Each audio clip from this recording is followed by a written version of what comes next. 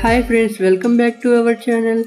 మనం ఈరోజు శ్రీరామనవమి వెనుక ఉన్న చరిత్ర గురించి, శ్రీరామనవమికి పానకం, వడపప్పు, చలిమిడి ఎందుకు చేస్తారో ఈ వీడియోలో తెలుసుకుందాం. శ్రీరామనవమి హిందువులకు అత్యంత పవిత్రమైన పండుగ. చైత్ర శుద్ధ నవమి రోజున జరుపుకునే ఈ పండుగ వెనుక ఉన్న విశిష్టత, చరిత్ర మరియు ఇతర ఆచారాల గురించి తెలుసుకుందాం. శ్రీరామనవమి విశిష్టత. శ్రీరామనవమి ప్రధానంగా శ్రీరామచంద్రుని జన్మదినం.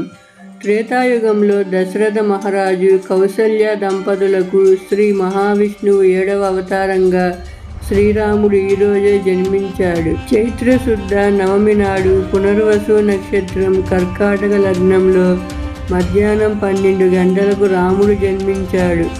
రాముడు తన జీవితం ద్వారా ధర్మం, సత్యం, పితృవాక్య పరిపాలన మరియు ఏకపత్ని వ్రతం వంటి ఉత్తమ గుణాలను ఆచరించి చూపిన మర్యాద పురుషోత్తముడు.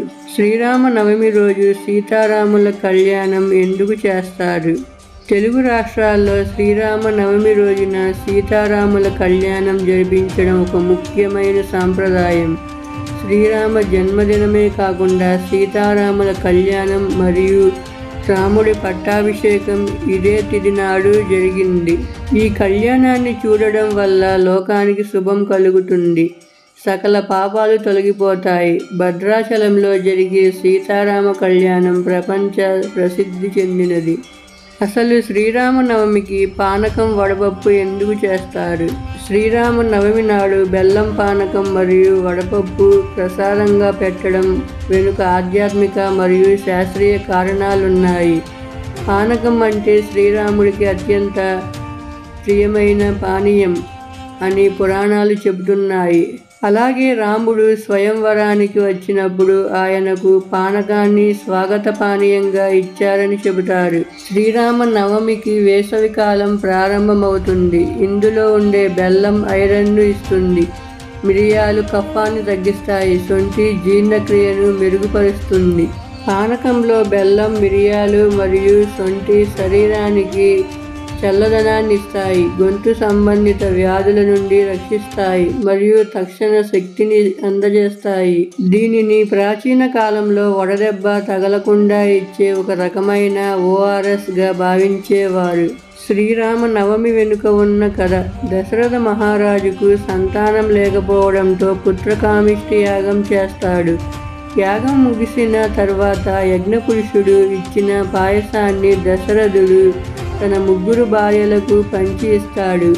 దీని ఫలితంగా చైత్రశుద్ధ నవమి నాడు కౌసల్యకు రాముడు, కైకేయికి భరతుడు, సుమిత్రకు లక్ష్మణ, శత్రుఘ్నులు జన్మిస్తారు.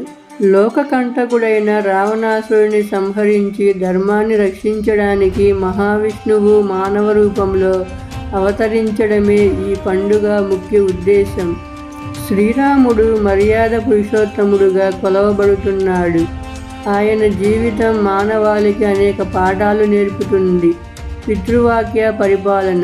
తండ్రి మాట కోసం 14 ఏళ్లు అరణ్యవాసానికి వెళ్ళడం, రావణాసురుడిని సంహరించి లోకంలో ధర్మాన్ని నెలకొల్పడం. రామరాజ్యం. ప్రజలందరూ సుఖ సంతోషాలతో ఉండేలా పాలించడమే రామరాజ్యం యొక్క ముఖ్య ఉద్దేశం. ఈ పండుగ రోజున భక్తులు ఉపవాసం ఉండి రామనామస్మరణ చేస్తూ రామాయణం పారాయణం చేయడం వల్ల మనశ్శాంతి మరియు మోక్షం కలుగుతాయి. ఈ రోజంతా శ్రీరామ జయ రామ జయ జయ రామ అనే తారక మంత్రాన్ని వీలైనన్ని ఎక్కువసార్లు జపించండి. ఈరోజు పేదలకు అన్నదానం చేయడం, చలివేంద్రాలు ఏర్పాటు చేయడం చాలా పుణ్యప్రదం. ఈరోజు ఇంట్లో పూజ ఎలా జరుపుకోవాలో తెలుసుకుందాం. ఉదయాన్నే లేచి తలస్నానం చేసి ఇల్లు మరియు పూజ గదిని శుభ్రం చేసుకోవాలి. గుమ్మానికి మామిడి ఆకుల తోరణాలు కట్టాలి. పూజ గదిలో ఒక పీటపై ఎర్రటి వస్త్రాన్ని పరిచి దానిపై బియ్యం పోసి శ్రీరామ పట్టాభిషేకం ఫోటో పెట్టాలి. ఆ ఫోటో ముందు కలశం, ఆనవాయితీ ఉన్నవాళ్ళు కలశాన్ని కూడా పెట్టుకోవచ్చు. తరువాత స్వామివారి ముందు దీపారాధన చేయాలి. మీ దగ్గర విగ్రహాలు ఏమైనా ఉంటే పంచామృతాలతో అభిషేకం చేసుకోవచ్చు. దీపారాధన చేసిన తరువాత విష్ణు సహస్రనామ పారాయణం లేదా రామ అష్టోత్తర శతనామావళి చదువుతూ తులసి దళాలు మల్లెపూలతో పూజించాలి. ముఖ్యంగా పానకం, వడపప్పు, చలిమిడి మరియు అరటి పండ్లను సమర్పించాలి. తరువాత కర్పూర హారతి ఇచ్చి స్వామివారికి నమస్కారం చేయాలి.